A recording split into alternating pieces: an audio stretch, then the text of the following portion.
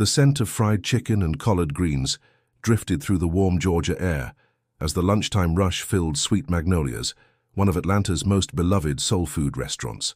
The clatter of plates, the low hum of conversation, and the rhythm of gospel-infused jazz on the speakers created a symphony of everyday life. For Maya Johnson, this was more than just her workplace, it was a piece of her history. Every corner of the restaurant carried the memory of her grandmother, who had once brought her here as a little girl, teaching her to love her voice, her people, and her roots. Maya moved gracefully between tables, balancing trays with practiced ease. She was 27, tall, with warm brown skin, and a smile that could brighten even the dreariest day. Her southern drawl rolled naturally when she spoke, a melody shaped by generations of family stories and church hymns. Some guests loved it, others dismissed it. But to Maya, it was her truth. That afternoon, the glass doors swung open and in walked Derek Coleman. Heads turned, not only because he was impeccably dressed in a tailored navy suit, but because his face was familiar. He was the kind of man who often appeared in magazines or on local business panels, praised as one of Atlanta's most successful entrepreneurs. Derek had built a tech empire from scratch, and he carried himself like a man who knew it. Sharp eyes, polished confidence, and a stride that commanded space. He was used to being the most important person in the room. Maya approached his table with her usual warmth. "Good afternoon, sir. Welcome to Sweet Magnolia's. Can I start you all off with something to drink?" Her words flowed in the soft cadence of her upbringing. Derek smirked, glancing at the two colleagues seated with him. "Well, I guess sweet tea is the obvious choice, isn't it?" he said, imitating her accent with an exaggerated twang. His colleagues chuckled politely, unsure how to respond. The air shifted, subtle but sharp. Maya's smile faltered for half a second, but she caught herself quickly. She had heard this kind of thing before. Mockery disguised as humor, as if her voice betrayed ignorance instead of heritage. Yet something in Derek's tone made the sting sharper. "I'll bring 3 sweet teas then," Maya replied evenly, her voice steady though her chest tightened. As she walked back to the counter, her mind raced. Who did he think he was? Mocking her for something that wasn't just hers but part of her people. Still, she straightened her shoulders. She wouldn't give him the satisfaction of seeing her rattled. Derek leaned back in his chair, a hint of amusement playing on his lips. He had meant it as a joke, but a part of him knew there was more beneath his reaction. He had spent years training his own voice, erasing the southern lilt that once marked him as different. Hearing Maya speak so freely reminded him of everything he had tried to leave behind. Instead of admiration, it stirred irritation. Yet, the way Maya carried herself, composed, professional, unshaken, unsettled him. She wasn't embarrassed. She wasn't shrinking. She was proud, even if she didn't say it aloud. The restaurant bustled around them, the clinking of forks against plates, the aroma of cornbread and peach cobbler, the chatter of regulars greeting one another with warmth. In the middle of it all, 2 worlds had quietly collided. Derek's polished empire of wealth and control, and Maya's grounded strength rooted in culture and resilience. This moment, seemingly small, would ripple far beyond that lunch hour. A careless remark, a mocking tone, yet it carried the power to unravel hidden insecurities, test unspoken pride, and challenge long-buried shame. Neither Derek nor Maya knew it yet, but the path ahead would change them both. Before diving deeper into this journey, make sure you subscribe to the channel. Stories like Maya's remind us of the strength found in authenticity, resilience, and culture, and you won't want to miss what comes next. As Maya returned with the drinks, her hand steady despite the storm within, she set them on the table and met Derek's gaze. Her eyes did not flinch. Derek, for the first time in a long while, felt a flicker of discomfort he couldn't quite name. And so, with a tray of sweet tea and an unspoken tension hanging in the air, the story truly began. The sun hung high over Atlanta the next morning, its heat already heavy on the streets, as Maya left the small apartment she shared with her younger brother, Jordan. The cracked sidewalk beneath her sneakers carried her past murals splashed with vibrant blues and golds, tributes to civil rights leaders and local artists who told the story of their community through paint. For Maya, this neighborhood wasn't just where she lived, it was a part of her heartbeat. Her days followed a rhythm only she could balance. Morning shifts at Sweet Magnolia's, then evenings at a cafe across town. On weekends, she volunteered at the youth center a few blocks away, where kids looked up to her as if she were an older sister. It wasn't easy, but it gave her purpose. Every dollar she made carried a weight. Jordan's tuition, groceries, rent, bus fare. Some nights she went to bed too tired to eat, but she never complained. That morning, Jordan sat at the kitchen table with his laptop open, a pile of books beside him. His dark curls framed a face marked by determination and stress. "You don't have to keep pushing so hard, sis," he said, not looking up from the screen. "I can pick up more hours at the campus library." Maya shook her head, grabbing her apron. "Your job is to stay in school and finish strong." "I got the rest," he frowned. "But it's not fair. You're doing everything." She softened, placing a hand on his shoulder. "Fair don't matter right now. What matters is that you get that degree. Grandma didn't raise us to stop halfway." At Sweet Magnolias, the restaurant buzzed with its usual morning energy. The walls were lined with framed photos of past customers, families, church groups, local jazz musicians, all leaving behind a piece of their joy. The air carried the buttery scent of biscuits fresh from the oven. Maya tied her apron tight and slipped into her routine. "Morning, baby girl," called Mrs. Ruth, the cook who had been there longer than anyone. "You keeping up?" "Trying my best," Maya answered with a tired smile. "Don't just try, you shine," Ruth replied, her voice firm yet affectionate. Maya laughed softly, grateful for the reminder. She walked from table to table, greeting regulars by name, remembering their favorite dishes. Her accent, once mocked, now became part of the comfort customers sought when they stepped through the door. Still, Derek's voice lingered in her mind from the day before, the way he twisted her words for amusement. She tried to shake it off, but the sting clung stubbornly. For her, language wasn't just about words. It was the sound of home, the echo of her grandmother humming while cooking Sunday dinner, the rhythm of church sermons that carried hope through generations. To have it ridiculed was to have her roots dismissed. Yet Maya refused to let bitterness settle in her heart. Instead, she carried herself with quiet pride, speaking clearly, moving with grace, and offering kindness even to strangers who didn't understand her world. That was her way of resisting, not shrinking, not apologizing, but living fully in her truth.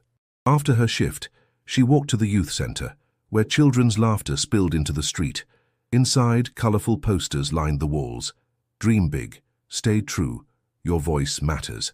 Maya gathered the kids in a circle for story time, her accent flowing strong as she read aloud. The children leaned closer, hanging on every word, proof that the way she spoke wasn't a weakness, but a bond. One of the girls, a shy 12-year-old named Aliyah, whispered, "Miss Maya, I like how you talk. It sounds pretty." Maya's heart swelled. "Thank you, baby. Don't ever let anybody make you feel bad for how you sound. Your voice is part of who you are." As the evening drew on, Maya returned home exhausted but fulfilled. She dropped her bag by the door, listening to the city outside, the rumble of buses, the chatter of neighbors on porches, the heartbeat of Atlanta itself. Her world was demanding, imperfect, but rich with meaning. She didn't yet know how deeply yesterday's encounter with Derek would echo into her life. For now she only knew her path: keep working, keep giving, keep standing tall. The morning skyline of Atlanta shimmered with glass and steel as Derek Coleman stepped out of his penthouse apartment. From the 32nd floor, the city stretched beneath him like proof of everything he had achieved. Luxury cars rolled down Peachtree Street, billboards displayed faces of politicians and entertainers, and construction cranes clawed at the sky, building more towers like the one he lived in. For Derek, this was success measured in square footage, in views only a select few could afford.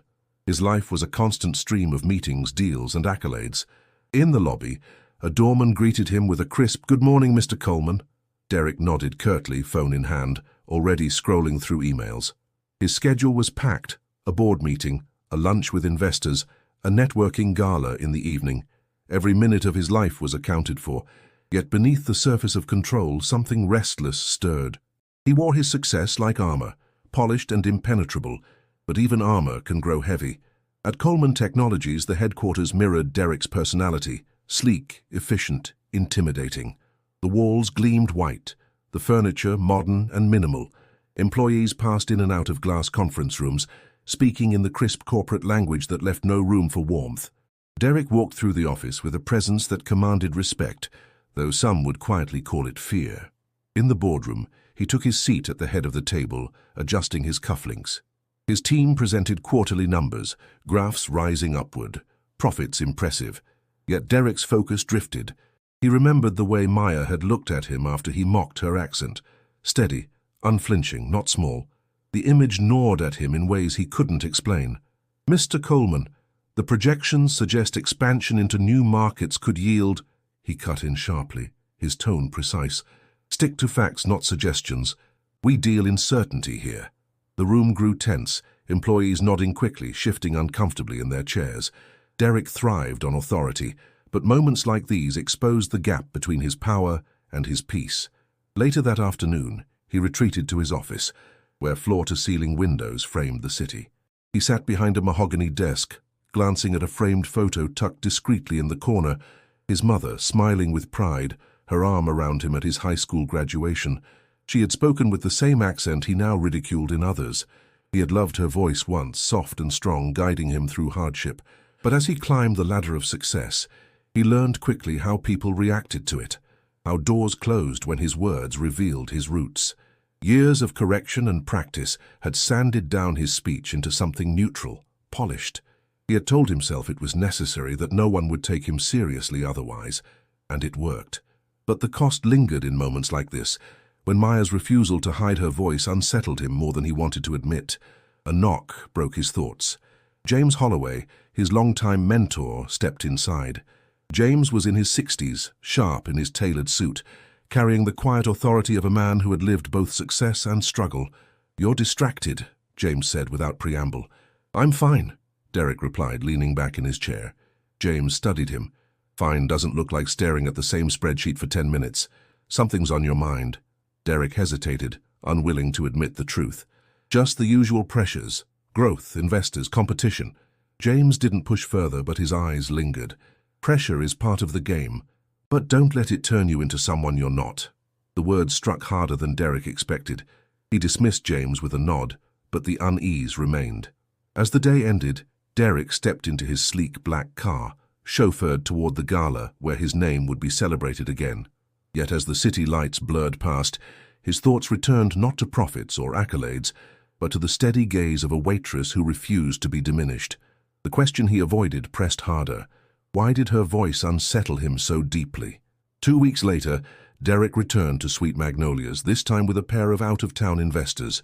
The restaurant, as always, pulsed with life. Aromas of catfish frying, cornbread baking, and sweet tea poured over ice. It wasn't his usual choice for entertaining clients, but one of the investors had read about the place in a travel magazine and insisted on experiencing authentic Southern cooking. Derek, dressed immaculately in a charcoal suit, led the men through the bustling dining room. His stride carried authority, but his eyes flickered when he recognized who was walking toward their table. Maya, tray in hand, her apron neatly tied, her smile warm but guarded. "Welcome back to Sweet Magnolia's," she said, her voice carrying that familiar Southern cadence. "Can I start you all off with drinks?" The investors exchanged polite nods, but Derek smirked, leaning back in his chair. "You hear that? Y'all, that's real Southern hospitality right there," he said, exaggerating the drawl. His tone was sharper this time, his words aimed more at her than at entertaining his guests. Maya paused, tray steady in her hands. She had a choice. Let the sting pass or meet it head-on. She set her shoulders. "That's right. Around here, y'all means welcome. Means you're at home." The investors chuckled, not sure if they were laughing at her or with her. Derek shifted in his seat, caught off guard by her calm defiance. "Sweet teas all around?" Maya asked, her expression neutral, though her heart beat faster. "Sure," one investor said quickly, eager to smooth the moment. As Maya walked away, Derek tapped his fingers against the polished wood table. He tried to laugh it off, but her words had landed. There had been no anger in her tone, only dignity, and that unsettled him more than if she'd snapped back. When she returned, setting down the glasses, one of the investors smiled at her. "This place has a reputation for good food. What do you recommend?" Maya's eyes brightened. "Depends on what you're in the mood for. The fried chicken's the house favorite, been made the same way for 3 generations. If you want something hearty, the oxtails will treat you right. And don't leave without trying the peach cobbler." Her voice was steady, rich with pride. The investors listened attentively, nodding with genuine interest. Derek noticed they weren't distracted by her accent. They respected her knowledge. That small detail gnawed at him. When she stepped away again, one of the men leaned toward Derek. "She knows her stuff. You can tell she cares about this place. Derek forced a smile, lifting his glass. Yes, she's passionate. But inside, irritation brewed. He had built his life on shedding what she embraced so openly. Every time she spoke, it reminded him of the parts of himself he had buried. Across the room, Maya exhaled slowly, bracing herself against the counter. She didn't enjoy confrontations, but she refused to be reduced to a joke. Mrs. Ruth caught her expression and murmured, "Don't let him shake you, baby." Folks like that, they laugh because they're scared of what they don't understand. Maya nodded, grateful for the reassurance. "I'm fine," she whispered, though she knew the tension lingered like smoke. Back at the table, Derek kept the conversation flowing with numbers and projections, his voice smooth, his gestures precise. Yet every so often, his gaze drifted toward Maya as she moved gracefully between tables. The image of her steady eyes and unbending composure clung to him. For Maya, the lunch ended like any other shift. She wiped down tables, reset silverware, carried trays until her arms ached. But beneath the routine, she knew something had shifted. She had faced down Derek's mockery again, and this time she hadn't just endured it. She had reclaimed her ground. Derek left the restaurant with his investors satisfied, contracts nearly secured. Yet, as he slid into his car, the taste of triumph was muted. Her words, "Around here y'all means welcome, means you're at home," echoed in his mind. For the first time in years, home didn't feel so distant. That night, the streets of Atlanta glowed under neon signs and the hum of traffic. Maya walked home from her shift, her steps slow, her apron folded neatly in her bag. The air smelled faintly of rain, though the skies were still clear, and a restless breeze tugged at her curls. Inside, she replayed Derek's words, sharper this time, cutting deeper because they carried intention. He hadn't just teased, he had tried to diminish her. By the time she reached her apartment, her chest was tight with a mixture of anger and exhaustion. Jordan was already asleep, books scattered across the kitchen table where he'd been studying late. Maya set her bag down quietly and poured herself a glass of water. She sat in the dim light, staring at the chipped paint on the wall, fighting the ache that welled up in her throat. Her grandmother's voice echoed in her memory. "Baby, your words are your roots. Don't ever let nobody make you ashamed of the tree you grew from." Maya closed her eyes, the memory pulling her back to evenings on her grandmother's porch, the hum of cicadas in the summer air, the scent of magnolias drifting through the yard. Her grandmother had spoken with the same southern drawl, never apologizing for it, never softening it to please others. Strength had lived in that voice, and now it lived in Maya's. Still, doubt crept in. Why did Derek's opinion matter at all? Why had his smirk lodged itself so deeply under her skin? Maybe because he wasn't just some passerby. He was a man of influence, a figure admired in the city. His judgment carried weight even when it was undeserved. The next day, Maya met her best friend Keisha at a small coffee shop tucked into a corner of Auburn Avenue, a place buzzing with conversation and the smell of roasted beans. Keisha, bold and outspoken, wasted no time when Maya told her what happened. "He mocked you again in front of his fancy friends?" Keisha's eyes narrowed. "Girl, please. That man thinks money buys him the right to look down on people." Maya stirred her coffee slowly. "It's not just the joke. It's the way he said it. Like my voice made me less." Keisha leaned forward. "Your voice is power. Don't let him twist it into something it ain't. You know how many folks would give anything to sound like home the way you do? You walk in a room and people feel seen. That's rare." Maya managed a small smile. "I try to believe that. But sometimes it feels like the world don't want to hear us unless we change." "Then let's make the world listen," Keisha shot back. "You don't dim your light just 'cause somebody's blinded by it." Her words struck deep, planting something firm inside Maya's chest. She didn't have to change for Derek or anyone else. She had always carried herself with dignity. Maybe that was why his arrogance bothered her, because it was powerless against her pride. Later that evening, Maya returned to the youth center. The kids ran up to her, tugging on her sleeves, eager for attention. She read to them again, her accent wrapping around the words like music. As they laughed and clapped, she realized something. None of them heard her voice as flawed. To them it was comfort, belonging, the sound of someone who believed in them. When the night ended and she walked home beneath the flickering streetlights, her steps felt steadier. Derek's words still stung, but they no longer defined her. Instead, they reminded her of the battle so many before her had fought. The fight to speak, to exist, to be respected without apology. Maya knew the clash wasn't over. Derek would cross her path again. His arrogance wasn't finished testing her resolve. But now, she was ready. Derek Coleman sat in his penthouse office late into the night, the city lights of Atlanta glowing like scattered embers beneath him. The skyline he once admired now looked strangely hollow, a glittering reflection of his accomplishments that failed to quiet the storm inside his chest.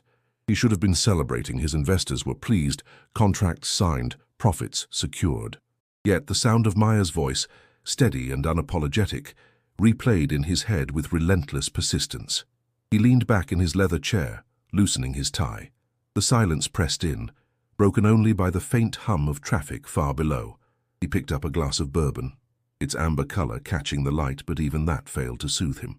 What unsettled him most wasn't her words, but how they made him feel, like she had peeled back a layer he had spent years building. For as long as he could remember, Derek had worked to erase the traces of his beginnings. Growing up in a small house on the south side, he'd been told that success meant sounding different, looking different, moving different. Teachers corrected his speech. Mentors urged him to polish himself. By the time he was in college, he had perfected the art of sounding like he belonged in boardrooms instead of corner stores. It had worked. Doors opened, respect followed, money flowed.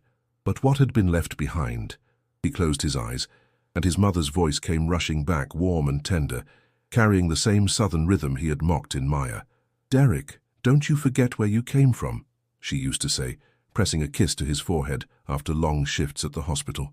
Back then he had loved the sound of her voice. Now he realized he had buried it under layers of shame disguised as ambition. A knock at the door jolted him. His assistant, Taylor, poked her head in. "Sir, it's almost midnight. Do you need anything before I head out?" "No," Derek said quickly, his tone clipped. "I'm fine." But he wasn't. He hadn't been fine for weeks. After she left, he paced the office, the polished floor reflecting his every step. Restlessness consumed him. Why did this waitress, this woman who should have been invisible in his world of wealth and power, linger in his thoughts? It wasn't attraction, though he couldn't deny she carried herself with quiet beauty. It was something deeper, something sharper. She reminded him of a truth he had spent years trying to bury. The next morning, Derek arrived at the office before dawn, but the restlessness followed him. He sat through meetings without hearing half the words, his mind drifting back to the restaurant. He tried distracting himself with numbers, graphs, forecasts, things that usually gave him control, but his focus cracked. Every chart seemed meaningless compared to the echo of Maya's voice. "Around here, y'all means welcome, means you're at home." By lunchtime, James Holloway walked into his office unannounced. "You look like hell," James said, setting his cane against the wall. Derek forced a smile. "Long week? Long week or heavy conscience?" James studied him carefully. "I've known you too long, son." "You're carrying something." Derek shrugged, his jaw tightening. "It's nothing important." "Funny thing about nothing important," James said slowly. "It keeps you up at night, steals your peace, makes you snap at people who don't deserve it. Sounds important to me." Derek didn't respond. He couldn't bring himself to admit that a single waitress had unsettled him more than any failed deal ever could.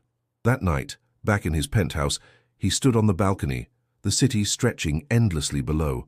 The wind carried faint sounds of laughter, of music drifting from blocks away, of life happening outside the walls he had built. He realized with a heaviness that startled him that he had traded belonging for success, and now he didn't know if he could ever get both back.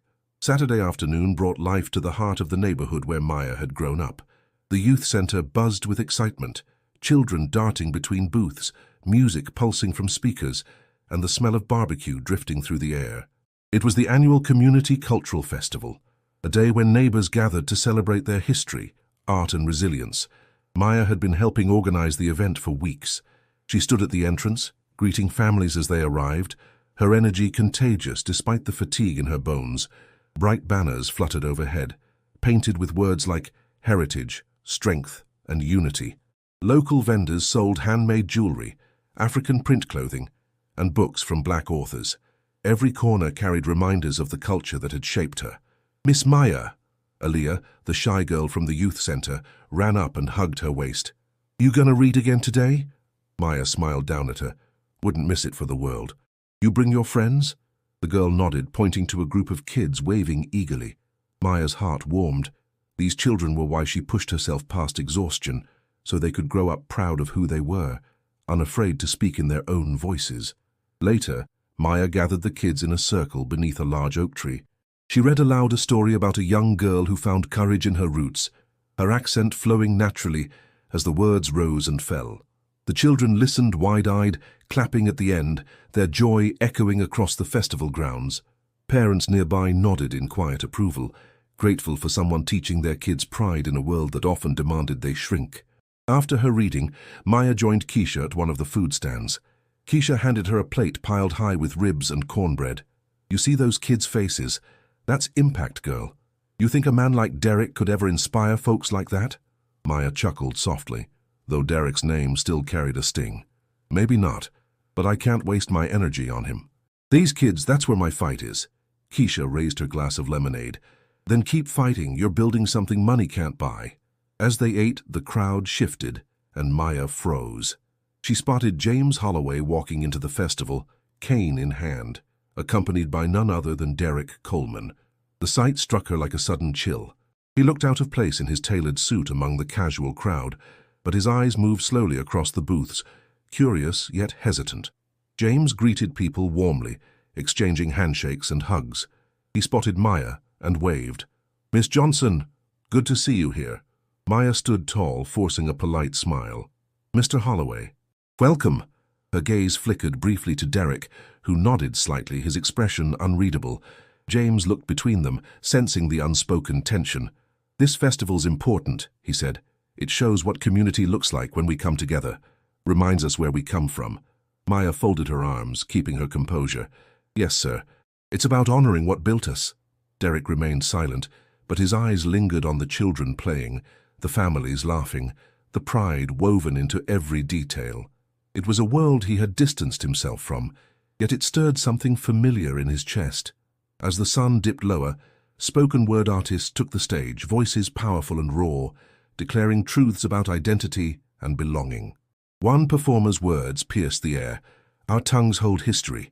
Our voices are maps of survival. Don't you dare call it broken. It's the sound of home." Maya felt her skin prickle. Derek shifted uneasily, the words cutting close to the very shame he carried. For the first time, he didn't mock or deflect. He just listened. The night closed with music, drums blending with jazz, people dancing under strings of lights. Maya walked home tired but uplifted, her heart steady. She didn't know what Derek had taken from the evening, but for her, the message was clear. Her community, her voice, her roots, they were strength, not weakness. They were. The festival carried into the evening, lanterns glowing against the deepening sky as voices lifted in poetry and song. Derek stood near the edge of the crowd, his posture rigid, his polished shoes sinking slightly into the grass. He had come at James's urging, but now he felt exposed, like a man in a world he had abandoned long ago. Laughter rose around him, warm and familiar, but it pressed on him like a weight rather than comfort. On stage, a young woman stepped forward, her locks wrapped in a golden scarf, her voice low at first, then rising with power. "They call it broken English, but it's not broken. It's the tongue of survival, the rhythm of mothers who prayed us through. Every drawl, every drop, every yawl, it's music they can't steal." The crowd erupted in cheers, some clapping, others swaying with the cadence. Maya stood close to the stage, her eyes shining with pride, every word vibrating deep within her chest. Derek, however, felt those same words strike like arrows. He had spent years cutting pieces of himself away to be accepted. Now he realized the pieces he discarded were the very things celebrated here. He tried to look indifferent, but James's voice cut through his facade. "You hearing this, son?" Derek kept his eyes on the stage. "I hear it. You feel it too," James pressed. "Don't lie to yourself." Derek didn't respond. His jaw tightened, but his silence spoke louder than words. After the performance, Maya mingled with the children and families, her laughter blending with theirs. She looked radiant, not because of her appearance, but because of the ease with which she belonged here. Watching her unsettled Derek more than he wanted to admit. He saw no shame in her posture, no hesitation in her words. She was everything he had taught himself not to be, and yet she commanded respect without bending to anyone. As he moved closer, he overheard a boy tug on Maya's sleeve. "Miss Maya, why you always sound so happy when you talk?" She crouched down, smiling. "Because I'm proud of who I am. My voice carries my people with me, and that makes me strong." Derek felt his stomach twist. That simple truth dismantled years of excuses he had told himself. Later, as the crowd thinned, he found himself standing a few feet away from Maya. She noticed him, her expression cool but polite. "Didn't expect to see you here," she said. "I was invited," Derek replied, his tone restrained. "And you stayed," she added, raising an eyebrow.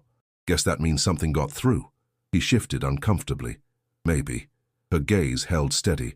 "It's not weakness to sound like where you came from. You know that, right?" The words cut deep, more painful than mockery, because they were true. Derek swallowed hard, unable to answer. For the first time in years, he felt stripped of the polished armor he wore everywhere else. James joined them briefly, clapping Derek on the shoulder. "You'll learn something here if you're willing to." Then he moved on, leaving the two of them in a silence thick with unspoken tension. Maya finally broke it. "You think you're above me because of the way I talk, but all I see is a man running from himself. That's heavier than any accent." Derek's chest tightened. He opened his mouth, but no words came. She didn't wait for his reply. Turning back to the children, still buzzing with excitement, she walked away, her presence unshaken. As the music swelled once more, Derek remained where he stood, feeling like a boy again, caught between shame and longing, pride and regret. For the first time in years, he wondered if the path he had built was as strong as he thought. The following week, Derek walked into Sweet Magnolia's once again, this time without investors or colleagues. The restaurant buzzed as usual, families filling the booths, the smell of fried catfish and cornbread heavy in the air. But Derek wasn't there for food. He was there because he couldn't silence the words Maya had thrown at him during the festival. Maya noticed him immediately. She didn't flinch, didn't hesitate. She simply approached, order pad in hand, her face calm but her eyes sharp. "Back again, Mr. Coleman?" she asked. "Yes," Derek replied, his tone clipped. "Just me today." She scribbled quickly. "Sweet tea, right? Since that's what you joked about last time." The words hung between them, deliberate but not cruel. Derek shifted, suddenly aware of the heat creeping up his neck. "I came here to talk," he said. "Talk?" Maya raised an eyebrow. "About what? My accent? Or maybe how you think you're better than the people who sound like me?" The tables around them buzzed with chatter, but for Derek, the world narrowed to just her voice. He motioned to an empty booth. "Please, just sit for a moment." Maya hesitated, then slid into the booth across from him, folding her arms. "Say what you came to say." Derek cleared his throat, struggling to find words. "I may have been harsh before." She leaned forward, her tone steady. "No, let's not water it down. You mocked me twice, and you did it in front of other people, like my voice was something to laugh at." His jaw tightened. "I didn't mean—" "Yes, you did," she cut in, "and that's the problem. You meant it because you think sounding polished makes you better. But tell me this. Why are you ashamed of sounding like your people?" The question landed like a hammer. Derek opened his mouth, but nothing came out. Shame crawled up his spine. He wanted to explain how he had been taught to bury his accent, how it was survival in boardrooms that looked nothing like his childhood neighborhood. But as he looked at her, he realized those explanations would only sound like excuses. Maya's eyes didn't soften. "You don't scare me, Mr. Coleman. I've worked too hard and carried too much to be made small by a man who can't even face his own reflection. You mocked me, but what you're really mocking is yourself." Her words sliced through the last layer of his defenses. For years, Derek had hidden behind power, money, and the armor of success. But here, across from a woman who refused to bend, he felt naked. He exhaled slowly, lowering his gaze. "You're right." The admission felt foreign, heavy on his tongue. "I've pushed away parts of myself, maybe too much." Maya didn't smile, didn't rush to comfort him. She simply nodded. "That's your battle to fight. But don't drag others down with you while you figure it out." Her honesty stung, but it also freed something inside him. For the first time in years, Derek wasn't performing. He wasn't polished, strategic, or guarded. He was just a man being forced to confront what he had buried. The waitress across the room called for Maya, breaking the tension. She stood, smoothing her apron. "Your food will be out soon. Enjoy your meal." Derek watched her walk away, her shoulders straight, her voice strong as she greeted another table. He had come expecting to control the conversation, but instead, Maya had left him with questions he could no longer avoid. For the first time, Derek didn't feel like the most powerful person in the room. He felt like a student, standing on the edge of a lesson he wasn't sure he was ready to learn. James Holloway waited patiently at their usual table in the back corner of the cigar lounge, a quiet, dimly lit spot tucked away in a converted brick warehouse near downtown. The smell of cedar and tobacco lingered in the air, mingling with low jazz playing from hidden speakers. When Derek arrived, he looked worn, not in appearance but in spirit. Something in his posture had shifted, like a man coming down from a long performance. "You're late," James said, without looking up from his glass. Derek sank into the leather chair across from him. "I had to make a stop." James studied him carefully. "Sweet magnolias again?" Derek exhaled. "Yeah. And?" Derek hesitated, swirling the ice in his drink. "I talked to her, or tried to." "Let me guess. She told you what no one else has dared to." Derek chuckled without humor. "She didn't flinch, didn't sugarcoat anything. She called me out." James leaned back, satisfied. "Good. You needed it." Silence stretched between them. Outside, the streetlights cast long shadows through the window. Inside, Derek's mind raced. "I spent my whole life trying to escape what she embraces," he finally said. "The way she talks, the pride she has in where she's from, I buried all of that. I thought success meant leaving it behind." James nodded slowly. "I know. I did the same. For years I tried to sound like them, act like them, just to sit at their table. But one day I looked around and realized, what good is sitting at their table if you forget the taste of your own food?" Derek looked down. "I mocked her, James. Twice. In front of people. I did to her what was done to me growing up, and I didn't even see it until she threw it back in my face." James's tone softened. "That's how cycles keep spinning. Shame turns into arrogance and we pass it down like inheritance. But it stops when somebody calls it out. She did that for you. Now it's your turn to do something with it." Derek leaned forward, elbows on the table. "What if it's too late?"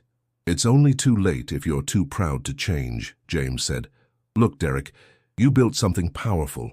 But if your success makes you ashamed of your story, then it's not success, it's just escape." Those words hit hard. Derek remembered his mother working double shifts, her voice thick with that same accent he now associated with strength instead of shame. She never apologized for who she was. Neither did Maya. James sipped his drink.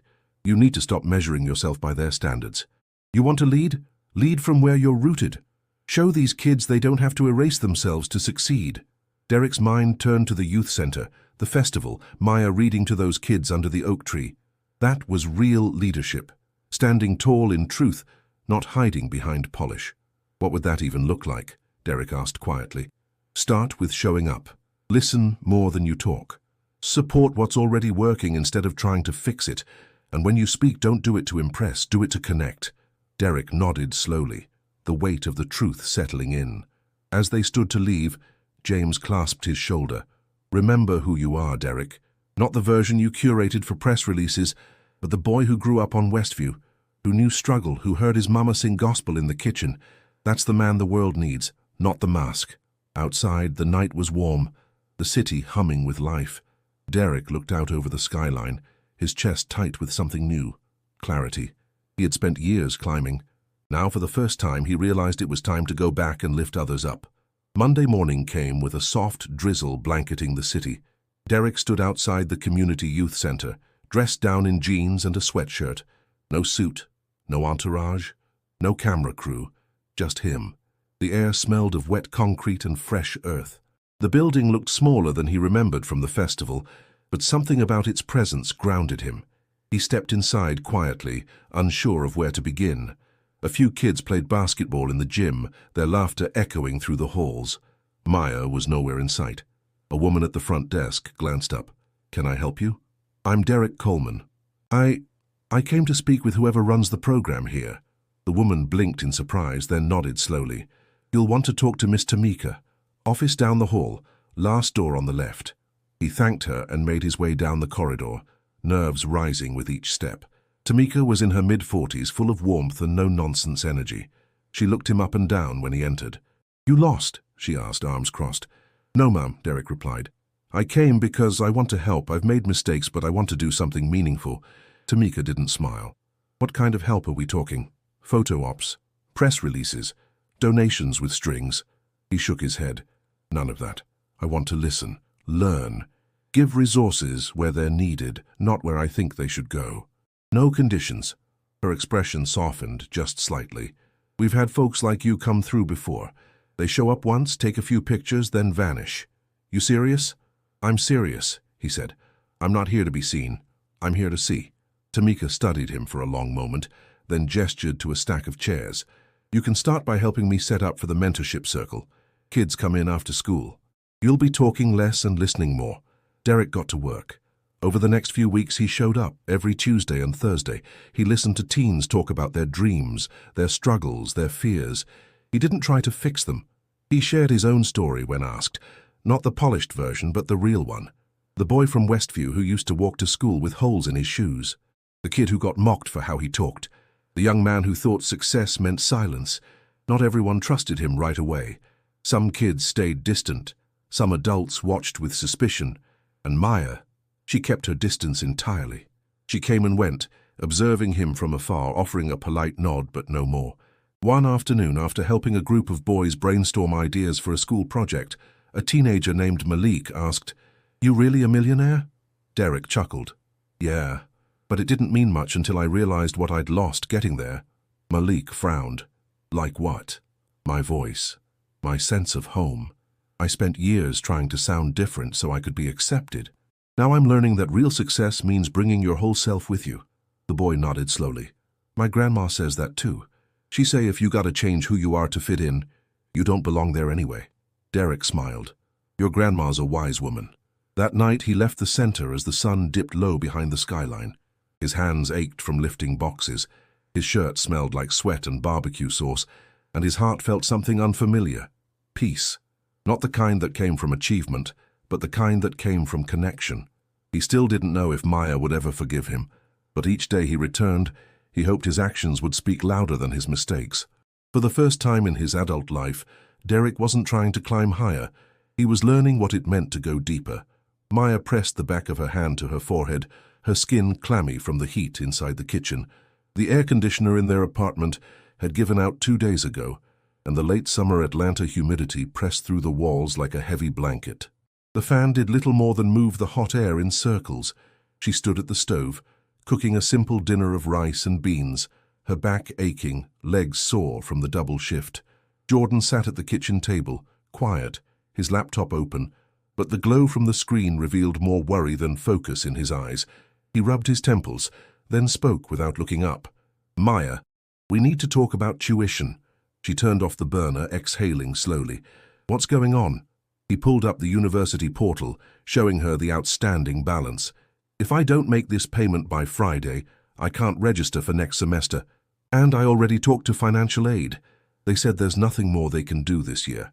Maya sank into the chair across from him, staring at the number. It was more than she made in a month. Her stomach clenched. "You're not dropping out," she said firmly. "I don't want to," Jordan replied. "But I can't watch you break your back just to keep me in school. I can take a break, get a job, come back later." She shook her head. "No, that's not happening. You're gonna finish, Jordan. You're not quitting halfway after everything we've been through." His voice cracked. "Maya, I see you coming home with your feet swollen, skipping meals, pretending you ain't tired. I can't let you keep doing this." Her eyes filled, but she blinked the tears away. "You're not responsible for me. I made a promise to Grandma, and I'm keeping it. You finish school and that's final." That night, after Jordan went to bed, Maya sat on the couch, the fan humming beside her, staring at her phone. She opened her banking app, her balance blinking back at her with cold honesty. Tips had been down lately. The cafe cut her hours last week. Rent was due in 10 days. There wasn't enough to cover it all. The pressure felt like a fist tightening around her chest. She'd been carrying so much for so long, ever since their parents died and Grandma stepped in to raise them. And then, when Grandma passed, Maya became everything. Guardian, provider, protector. She had smiled through it, worked through it, never letting Jordan see how close they were to falling apart. But now the cracks were showing. She felt it in her bones. In the mornings when she had to sit down just to lace her shoes, in the way her hands trembled from exhaustion after a long shift. In the silence she kept swallowing to hold back the scream of needing help. She thought about Derek. Not the version who mocked her, but the one she had seen at the youth center. Quiet, present, consistent. He hadn't said much to her since their conversation, but he kept showing up. Kids respected him, and whether she liked it or not, she noticed the change. Still, she couldn't bring herself to ask for anything. Pride ran deep. She didn't want charity, and from him, it would feel like defeat. But when her alarm went off the next morning, and she couldn't lift herself from bed without pain shooting up her spine, she knew something had to give. She called out from her cafe shift, first time in months, and lay back down, tears sliding silently into her pillow. Maya had always been the strong one, the dependable one, but strength had its limits, and hers was beginning to fray. She didn't know where the money would come from, or how she'd keep going at this pace. All she knew was that the weight she carried was no longer just heavy, it was becoming unbearable. The afternoon sun spilled through the windows of the youth center as Derek reviewed proposals for the mentorship initiative he had quietly begun funding. His phone buzzed with emails, calendar reminders, board updates, none of which held his attention. His mind kept drifting back to Maya. She hadn't shown up in 2 days, and though no one said it aloud, her absence felt like a hole in the center's rhythm. Tamika approached him, her voice low. "You heard from Maya?" Derek shook his head. "No. Everything okay?" Tamika frowned. "She called out from both jobs. That's not like her. Said she needed rest, but it didn't sound right." Derek's chest tightened. He didn't want to pry, didn't want to assume. But something told him this wasn't about being tired. It was about being overwhelmed. Later that evening, as he walked to his car, he noticed Keisha locking up the local bookstore down the street. He hesitated, then approached. "Excuse me," he said. Keisha turned slowly, immediately guarded. "What do you want?" "I'm not here to cause trouble. I'm just concerned about Maya." Keisha crossed her arms. "Now you're concerned." "I know I've got a lot to make up for," Derek said, his voice steady, "but I've been watching. She hasn't been herself lately. And if there's anything I can do—" "She don't need pity," Keisha snapped. "She needs relief. She's been carrying too much for too long. Rent, school bills for Jordan, double shifts, barely sleeping, and the girl still shows up with a smile." He nodded slowly. "I didn't know." "Of course you didn't," she said. "You didn't bother to ask."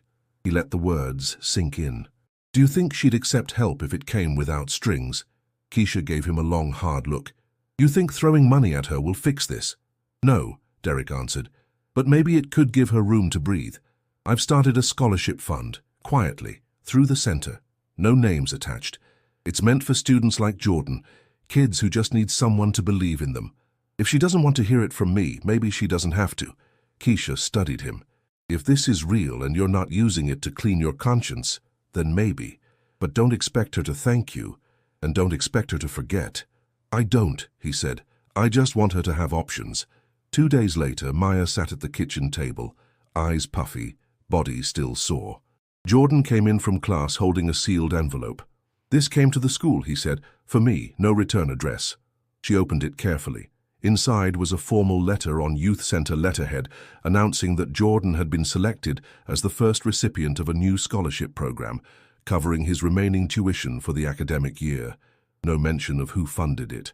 Her hands trembled. "What?" "How?" Jordan grinned. "Guess someone finally saw how hard we've been working." Maya swallowed hard. The relief was so overwhelming it nearly knocked the air from her lungs. She folded the letter, staring at it in silence. That evening, she returned to the youth center. The moment she walked in, the kids cheered, running to her. Tamika greeted her with a warm hug. "You all right?" she asked. Maya nodded slowly. "Getting there." She saw Derek in the corner, stacking chairs. He didn't come over, didn't say a word. But when their eyes met, something passed between them. Not forgiveness, not yet, but recognition. Later, as Maya helped Aaliyah with a reading activity, she glanced at Derek. For the first time, she didn't feel tension when she saw him. She felt curiosity. Whatever he was trying to build, he was doing it the right way, quietly, consistently, without expectation. And maybe, just maybe, there was room for an unlikely alliance. The auditorium at the community center buzzed with energy. Flyers had gone out all week promoting the event. Voices of the South, a celebration of language, culture, and legacy. It was Derek's idea, but he hadn't wanted the spotlight. He had worked behind the scenes, securing funding, coordinating artists, and making sure every detail honored the people it was meant to uplift. Rows of folding chairs filled the room, neighbors shoulder to shoulder, families dressed in their Sunday best. The walls were lined with portraits of black poets, storytellers, and elders, faces that had shaped Southern culture through the cadence of their voices. On stage, a backdrop read, "Our voices, our power." Maya stood backstage, her palms damp with nerves. Tamika touched her arm. "You ready?" "I'm not sure," Maya admitted. "This is the first time I've spoken like this, not just to kids, to everyone." Tamika smiled. "Then say what's real. That's all they need." In the front row sat Jordan, beaming. Keisha was next to him, arms crossed but her eyes soft with pride, and near the edge, quietly, Derek took a seat. No suit, no spotlight, just listening. When Maya stepped on stage, the applause rolled through the room like a wave. She held the mic tightly, took a deep breath, and began. "I grew up believing that my voice was enough. My grandma used to say, 'Child, your words got rhythm, let them dance.' But somewhere along the way, people started telling me that rhythm wasn't professional. That sounding like myself meant I didn't belong in certain places." She paused, letting the silence carry her truth. "I've been laughed at, corrected, talked over. Not by strangers, but by folks who looked like me. Folks who forgot that our voices carry the strength of survival, of church hymns, porch stories, kitchen table dreams." There was a murmur of agreement from the crowd. Heads nodded. Hands clapped softly. Maya continued, her voice growing steadier. "To everyone who's ever been told to change how you speak to be taken seriously, don't. Because when you lose your voice, you lose your power, and we've fought too long, too hard to be silent now." Applause burst through the room, not polite or formal, but full. Derek felt the weight of every word. She wasn't just speaking, she was healing. And not just herself. Him too. As the applause faded, Maya locked eyes with him briefly. It wasn't accusatory. It wasn't cold. It was honest. And for the first time, he saw in her not just the woman he'd wronged, but the leader he had never been brave enough to be. After the event, people lingered, sharing stories, hugging, laughing. Maya moved through the crowd, embraced by neighbors and strangers alike. When she turned and saw Derek standing alone near the exit, she hesitated. Then, slowly, she walked over. He spoke first. "You were incredible." "Thank you," she said, her voice calm. "I owe you more than an apology," he added. "I owe you acknowledgement. I was wrong. About so much." She didn't let him off easy. "You were. But you changed. You listened. That counts." Derek nodded, eyes full. "If you ever need support for anything you're building, I'm here. No conditions, just respect." Maya studied him, then extended her hand. "Then let's build something worth more than money." Their handshake was brief but firm, two people from different paths meeting on common ground. Outside, the air was cool, and music still drifted faintly from the auditorium. Atlanta's skyline sparkled in the distance, but the real brilliance was in that room, in voices that would no longer be silenced. And for the first time, both Maya and Derek knew. Redemption wasn't about erasing the past. It was about honoring what came before and using it to write a better future. 2 months later, the air in Atlanta had shifted. Autumn rolled in gently, cooling the heat that once clung to every street corner. Trees along the sidewalks turned golden, and sweet magnolias filled each morning with the smell of cinnamon-spiced grits and baked apples. Life continued its rhythm, but for Maya and Derek everything had changed.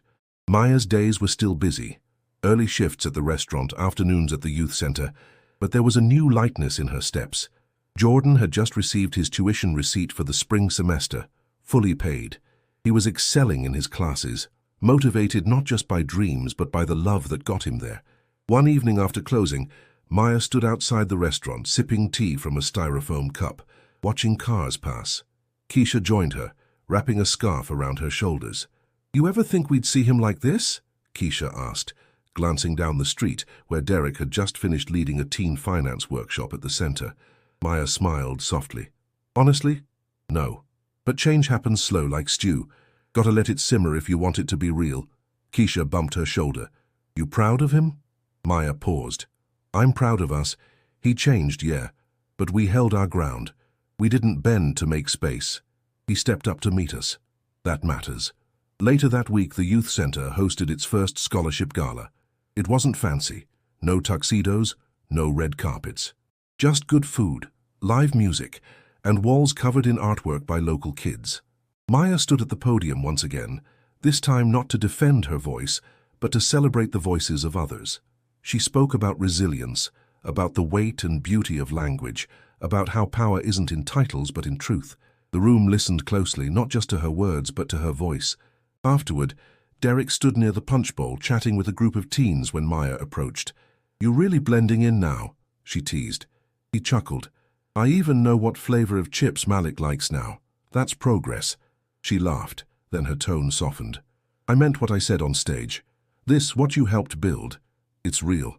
People feel it." He looked at her, sincerity in his eyes. "I didn't know what I was missing until I heard it in your voice. You didn't just challenge me. You woke something up in me.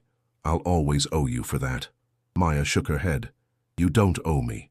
You just gotta keep showing up, keep doing the work. That's all." They stood quietly for a moment, music playing behind them, children's laughter echoing through the space. "Do you ever think about speaking beyond this?" Derek asked. "Like taking your story to other cities, other communities?"